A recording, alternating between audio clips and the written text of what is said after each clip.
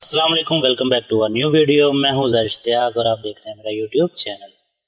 आज कोरोना 2021 की क्लास 2 है और क्लास 1 जो हमने लास्ट टाइम की थी उसमें हमने पढ़ा था पिक टूल के बारे में। पिक टूल में हमने पढ़ा था कि पिक टूल में जो उनसे 3 इसके पार्ट्स हैं, free hand pick, free transform, ये हमने तकरीबन सारा डिटेल में पढ़ लिया था और पिक टूल को हमने सीख लिया था कि ये कैसे काम करता है। और साथ में हमने रेक्टेंगुलर ड्रा करना सीखा था, लेकिन इसकी तमाम प्रॉपर्टीज नहीं पढ़ी थी। तो आज हम रेक्टेंगल की प्रॉपर्टीज भी देखेंगे और साथ में हम पढ़ेंगे शेप टूल के बारे में।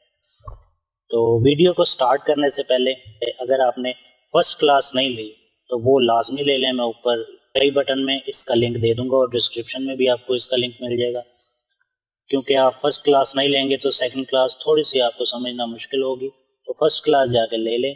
और अगर मेरे चैनल पे आप नए हैं तो चैनल को सब्सक्राइब कर लें, बेल आइकन को प्रेस कर लें ताकि हर आने वाला लेक्चर आपको आसानी से मिल सके। तो वीडियो को स्टार्ट करते हैं।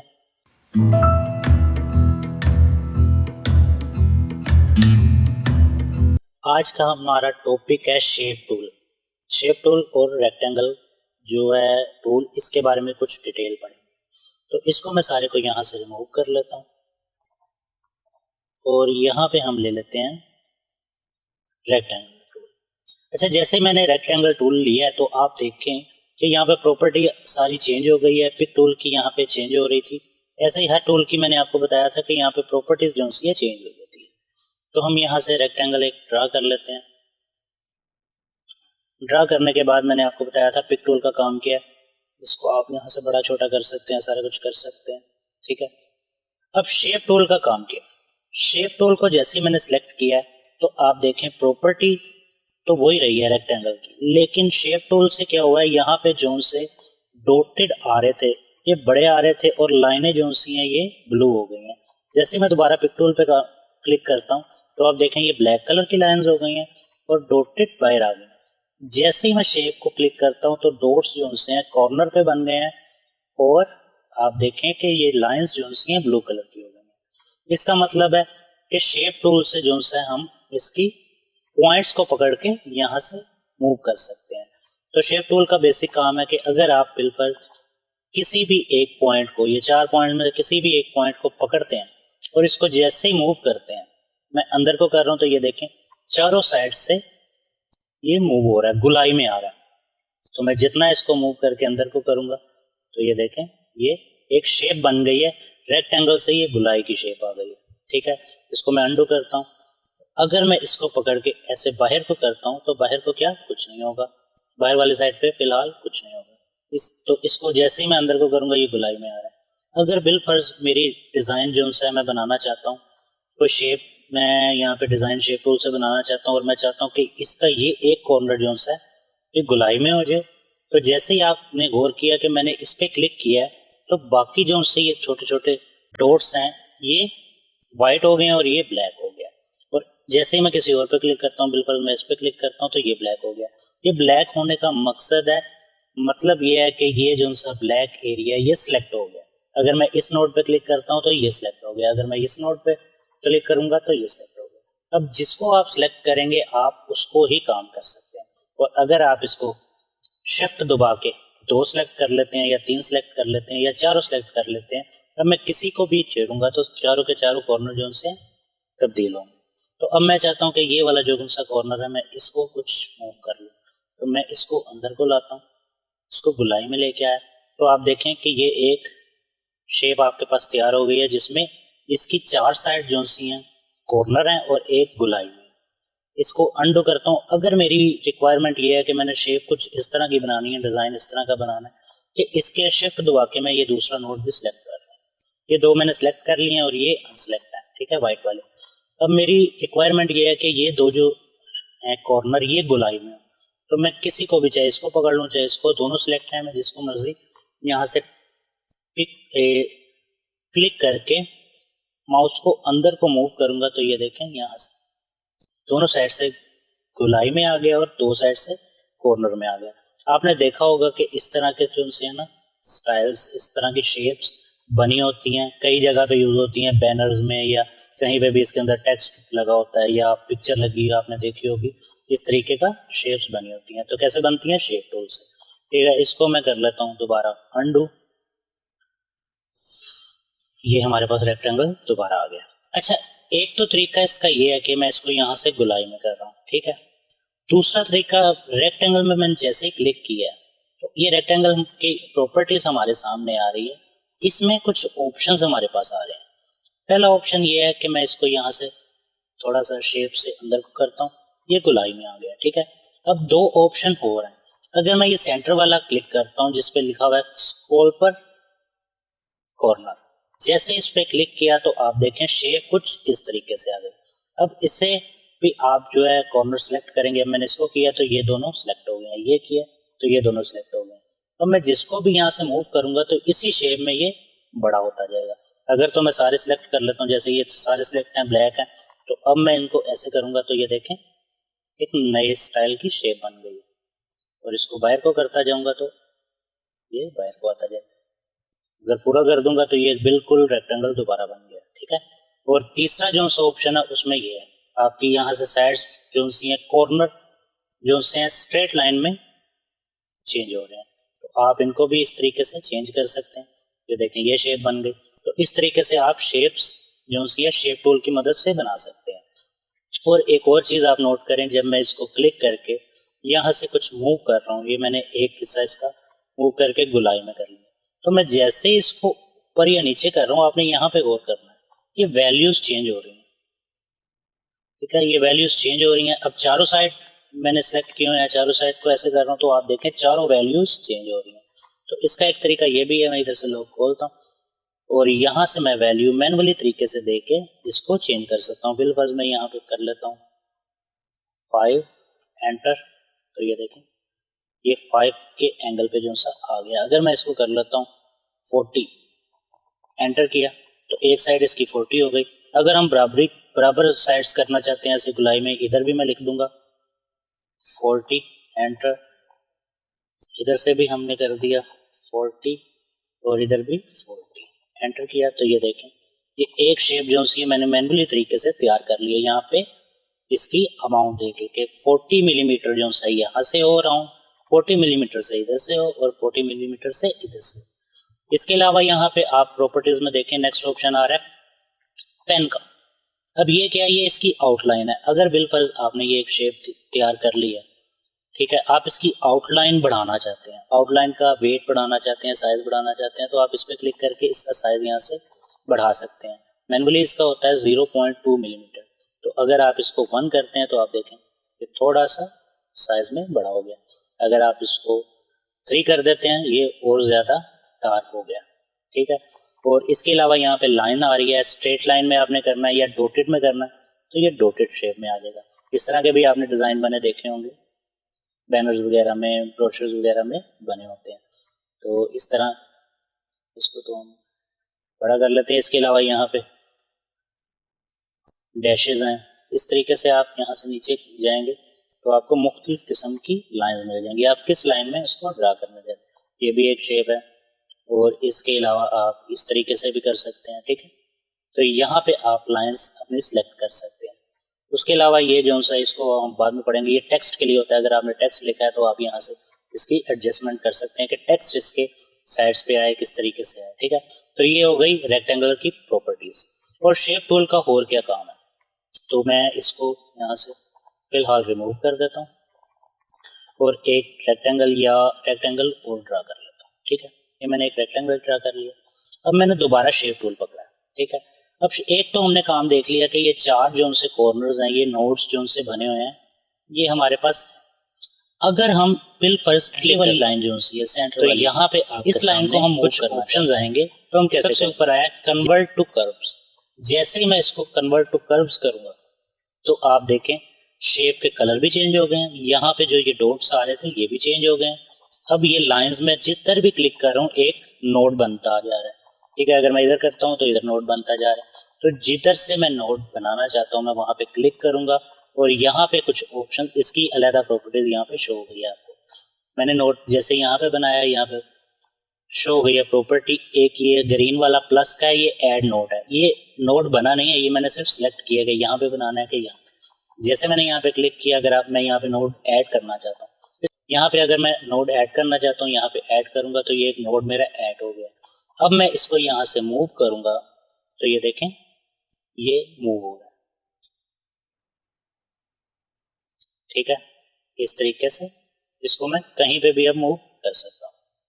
तो बिलफर्ज मैंने इसको यहाँ पे मूव कर लिया, और अगर मैं इस नोड को खत्म करना चाहता हूँ तो मैं दोबारा इस पे क्लिक करूंगा और यहाँ से माइनस डॉट पे जैसे क्लिक करूंगा तो ये देखें ये खत्म हो गया।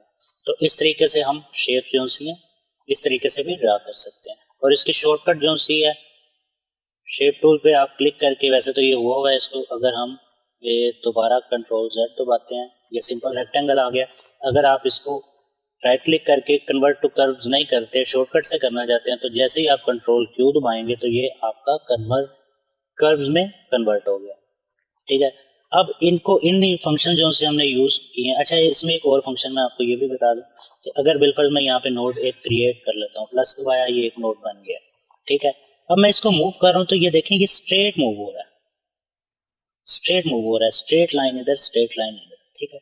अगर मैं चाहता हूँ कि ये गुलाई में मूव हो, मैं इसको थोड़ा सा गुलाई में लाना चाहता हूँ, तो मैं इस नोड पे जैसे नोड बनाया, यहाँ पे एक ऑप्शन मिल रहा है कन्वर्ट टू कर्व्स का, और साथ दो हैंडल आपको यहाँ पे बने नजर आ रहे हैं। जैसे ही आप इस पे क्लिक करेंगे तो यहाँ पे देखें आपको नोड पे आगे दो हैंडल्स बने नजर आ गए, इस नोड से इस नोड तक, ठीक है। तो मैं इसको यहाँ से इस तरीके से जिधर को इसका हैंडल करूंगा ये इस तरह मूव हो जाएगा। तो मैं ये एक इस तरह की शेप बनाना चाह रहा हूँ तो ये बन गई। अगर मैं इस नोट को यहाँ से बिल्कुल डिलीट कर देता हूँ, इस नोट को सिलेक्ट किया और यहाँ से माइनस किया, तो आप देखें इस तरह की शेप बनी। तो इसको कंट्रोल Z दबाते हैं और ये नोट को मैं डिलीट कर देता हूँ, यहाँ से माइनस कर देता हूँ। अब ये एक नोड है और ये एक नोड है, ठीक है। हम इसके सेंटर में अगर कर्व लाना चाहते हैं तो हमने यहाँ से उसको कन्वर्ट टू कर्व किया हुआ है। हम इधर से अगर मूव करेंगे तो ये लाइन देखें, इस नोड पे क्लिक करते हैं तो हैंडल दोनों साइड पे आ रहे हैं। आप इसको जिधर को मूव करना चाहें मूव कर सकते हैं। तो इस तरीके से हम शेप टूल से कोई भी शेप बना सकते हैं। तो ये हो गया शेप टूल और ये रेक्टेंगल टूल। अब हम ये दोनों की मदद से कोई एक आधी शेप बना के देखते हैं कि हम अगर शेप बनाना चाहें तो कैसे बना सकते हैं। बिलफर्ज मैं एक फ्लैग बनाता हूँ, तो मैं यहाँ से एक सिंपल रेक्टेंगल से ये ले लेता हूँ, ठीक है। ये समझ लें कि हमारा स्टिक हो गई जिस पे हमने अपना फ्लैग लहराना है। तो उसके बाद हमने यहाँ पे एक रेक्टेंगल ले लिया, ये, ठीक है। अब ये फ्लैग तो बन गया, लेकिन फ्लैग आपने देखा होगा लहराता हुआ एक फ्लैग होता है। तो जैसे ही मैं इस पे क्लिक करके राइट क्लिक करता हूँ, कन्वर्ट टू कर्व्स करता हूँ, तो यहाँ पे क्लिक करके यहाँ पे इसके यहाँ पे मैं करूंगा ये वाला option on, convert to curves. आप यहाँ से भी कर सकते हैं और राइट क्लिक करके टू कर्व यहाँ से भी कर सकते हैं। जैसे करेंगे यहाँ पे दो हैंडल आ गए, तो आप इसको यहाँ से मूव कर सकते हैं, इसको नीचे कर दें, इसको आप थोड़ा सा ऊपर कर दें, इस तरीके से, ठीक हो गया। और नीचे वाले को हमने पकड़ा, इसको भी हमने किया कर्व टू कर्व, और यहाँ पे भी दो हैंडल आ गए, इसको हमने कर दिया ऊपर और इसको हमने कर दिया थोड़ा सा नीचे, ठीक है। और अब मैं इसके अंदर कलर जो सा कर देता हूँ ग्रीन, और इसके अंदर कोई सा भी कर देता हूँ, ठीक है। अब ये देखें ये एक लहराता हुआ फ्लैग जो सा था ये हमारे पास तैयार हो गया।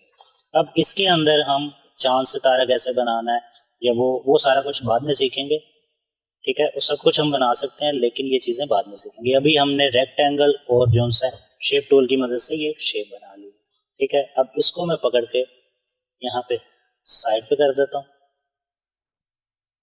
इसको पकड़ के थोड़ा सा तो छोटा कर लेते हैं,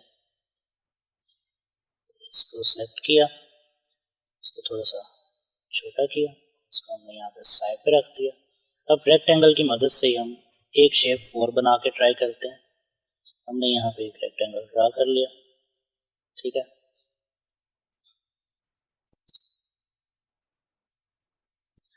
और यहाँ से शेप टूल लिया। शेप टूल की मदद से मैंने इसको यहाँ पे किया कन्वर्ट टू कर्व करके अब इसको मैंने कन्वर्ट, इसको हम डिलीट करते हैं। इसको हमने यहाँ से किया टू कर्व करने के बाद इसको मैं थोड़ा सा इस तरीके से ऐसे कर लेता हूँ, ठीक है।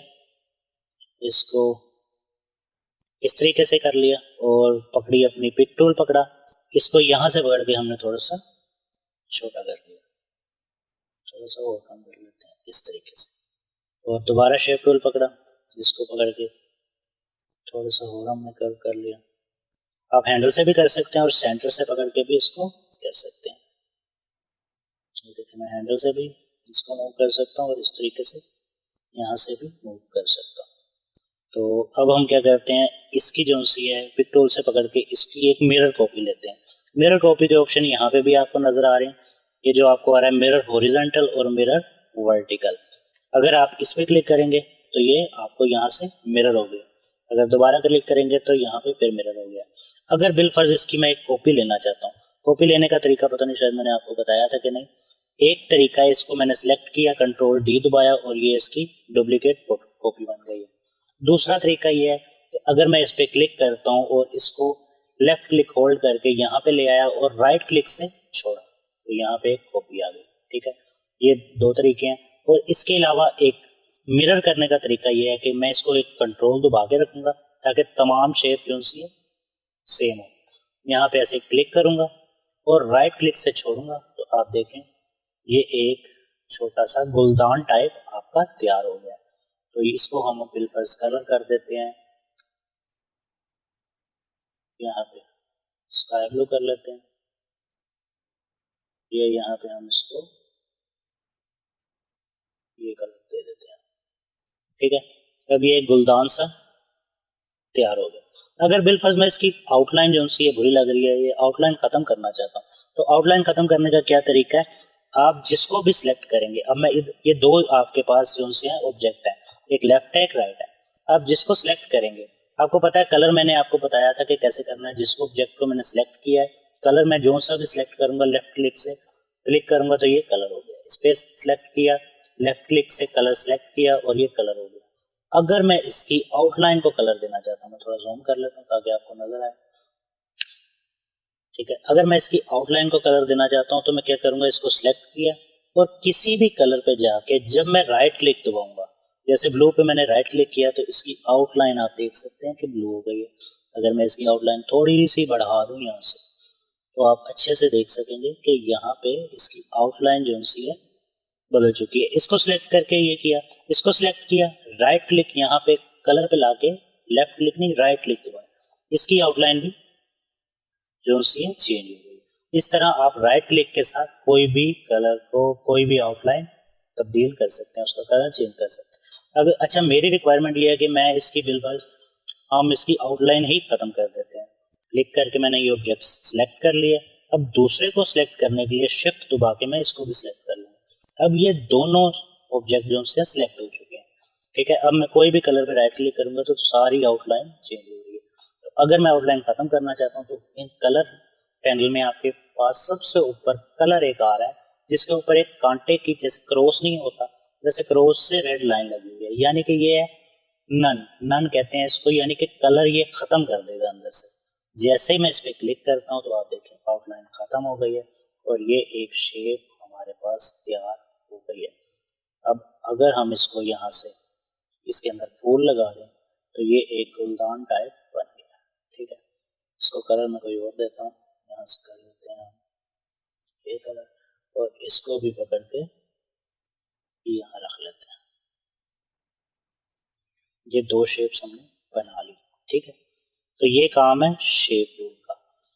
शेप टूल ऐसा टूल है कि आपके हर डिजाइन में तकरीबन ये शेप टूल काम करता है। अब ये छोटे छोटे फंक्शंस हैं जिनको मैं आपको सिखाने के लिए छोटी छोटी चीजें बना रहा हूँ। तो आज की क्लास जो सी है इतनी ही है। शेप टूल से हम क्या कर सकते हैं, शेप्स को ड्रा कर सकते हैं, तब्दील कर सकते हैं, बना सकते हैं। अब शेप टूल ये सिर्फ इतना नहीं है, ये सिर्फ बिगिनर लेवल के लिए। अब शेप टूल से क्या क्या चीजें बनती हैं और इसके अंदर कितने फंक्शन, अगर आप इस पर क्लिक करते हैं इसके नीचे, तो यहाँ पे आपको बहुत ज़्यादा और भी फंक्शन मिल रहे हैं, तो इनको भी हम डिटेल में जो है बाद में पढ़ेंगे। तो आज की क्लास इतनी ही। इसमें कोई चीज़ मुश्किल लगे, कोई चीज़ समझ ना आए, तो आप कमेंट बॉक्स में अपना सवाल कर सकते हैं। और जैसे कि मैंने आपको लास्ट क्लास में भी एक चीज़ कही थी कि अगर तो आप इसको सीखना चाहते हैं और इसमें एक्सपर्ट बनना चाहते हैं, तो जो चीज़ मैं आपको सिखा रहा हूँ, चाहे ये थोड़ा थोड़ा छोटा छोटा ही है, छोटे छोटे डिज़ाइन है, हालांकि आप कह रहे होंगे क्या गंद संभाल गया, मैंने दिखा दिया, लेकिन ये अभी बिगिनर लेवल पे है। यहीं पे मैं आपको एक अच्छी सी डिज़ाइनिंग करके झंडे बना के, इसको लहराते हुए चांद तारा सब कुछ बना के दिखा दूँ, तो आपको समझ नहीं आएगी कि ये बनाया कैसे। आहिस्ता आहिस्ता चलेंगे ताकि आप इसको अच्छे से बना सकें खुद। और एक चीज़ आप याद रखें कि ये छोटी छोटी चीज़ों की अगर प्रैक्टिस नहीं करेंगे, तो आप जब ये खोलेंगे 2 या 3 क्लासेस लेने के बाद आप कहेंगे कुछ चीज़ों में मुझे आ गई, तो आज मैं खोल के इसको बना के देखता हूँ, तो मैं आपको ये गारंटी देता हूँ कि आपसे नहीं बनेगी। लेकिन अगर आप प्रैक्टिस करेंगे तो आप आहिस्ता आहिस्ता इसके एक्सपर्ट बन सकते हैं और इसको बहुत अच्छा सीख सकते हैं। और इसको सीखने के बाद फिर इसके अलावा इसमें बहुत सा काम है, इसमें आप अर्निंग भी कर सकते हैं, ऑनलाइन काम कर सकते हैं, अपने कारोबार भी किसी तरह स्टार्ट कर सकते हैं। प्रिंटिंग का सारा काम इसमें होता है। कोई भी जो सा उर्दू बाजार में आप देख लें, जगह जगह पर प्रिंटिंग वाले बैठे हुए हैं, और हर चीज़ जो सी है, वेडिंग कार्ड से लेके कार्ड डिज़ाइन, आपकी T shirt design, cap design, हर डिज़ाइन आपका यहाँ से हो रहा है। पेन तक के ऊपर जो सा नाम लिखते हैं, कंपनी का नाम या स्कूल का नाम, वो भी डिज़ाइन इसमें होता है। टाई इसमें डिज़ाइन होती है, बैज इसमें डिज़ाइन होता है, हर चीज़ कोरा में डिज़ाइन होता है। तो इसकी प्रैक्टिस लाजमी किया करें। तो मिलते हैं किसी नेक्स्ट क्लास में नेक्स्ट लेक्चर के साथ। अल्लाह हाफिज़।